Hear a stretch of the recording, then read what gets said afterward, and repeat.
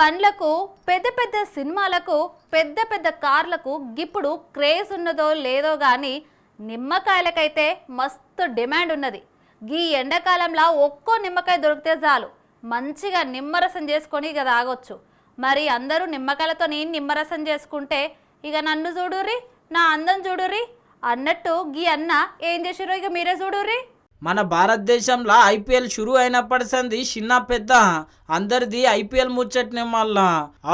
మాకు నచ్చిన క్రికెటరు జబర్దస్త్ ఆడిండు. గా బాలు కొడితే సీదా స్టేడియం అవతల పోయి పడ్డది. గంత జబర్దస్త్ ఆడుతున్నారు. ఇక గీ తాపం మాదే కప్పు అని చెప్పి మొత్తం మీద అయితే పొద్దుగలడి సంది పొద్దుమిక్కిన దాకా ముచ్చట్లు పెడుతున్నారు. మళ్ళా ఇక గట్ల ముచ్చట్లు పెడితే ఏం కాదు గాని గిట్లా నిమ్మకాయ పట్టుకొని స్టేడియంలో కూర్చొని మంతరిచ్చి ఇప్పుడు పక్క వికెట్ పడాలి, ఇప్పుడు పక్క అవుట్ కావాలని చెప్పి కోరుకుంటే పక్క అవుట్ అవుతున్నారు. గదే పరిశాన్ వచ్చింది మళ్ళా.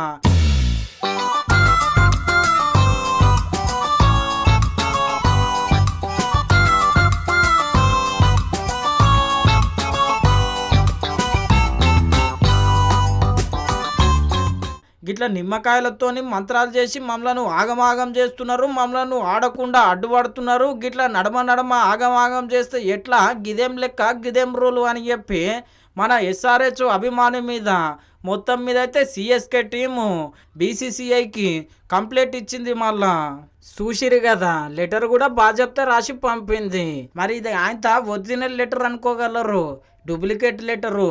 సోషల్ మీడియాలో ఎవరు గిట్లా క్రియేట్ చేసి సోషల్ మీడియాలో బాగా తిప్పుతున్నారు.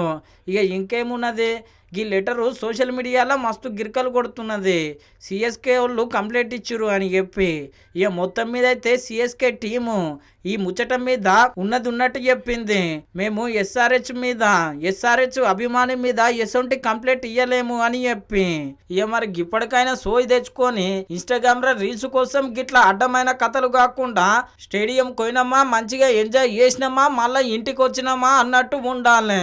గంతేగాని గిట్లా ఆగమాగం చేసి మన ఇజ్జత్ తీయొద్దు అని చెప్పి మొత్తం మీద చాలా మంది పుల్లు గరం అవుతున్నారు మళ్ళా.